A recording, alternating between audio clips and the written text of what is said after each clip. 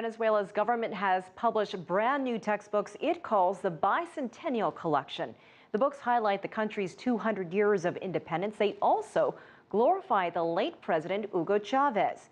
As millions of copies make their way into public schools, critics say the books will be used to indoctrinate students. CCTV's Markovits reports from Caracas.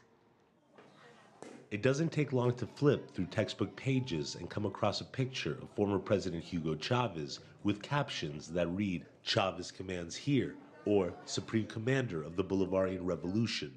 But for Mariano Herrera, the head of the Cultural and Educational Research Center in Caracas, Chavez supporters are rewriting history. In the history section, there are 36 pages dedicated to Chavez's rule. But for all the presidents who ruled in the 20th century, there are only 8. That's historical manipulation. Nearly 6 million students in 80% of the schools across the country have received the free textbooks. It is something that has infuriated Venezuela's opposition, who sees the textbooks as a form of political propaganda and indoctrination. Unfortunately, the government is mistakenly using these books as political propaganda.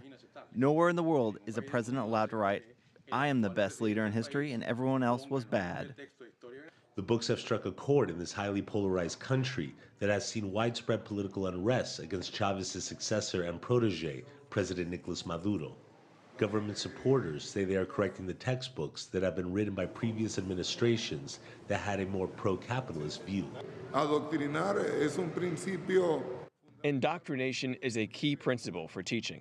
During the Fourth Republic, while the right was in power, they also indoctrinated people.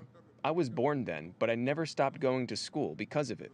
Despite criticism over content, government officials like to point out that under Chavez, public education greatly expanded to include most of the poor as school enrollment shot up by almost 20%. Markovits, CCTV, Caracas.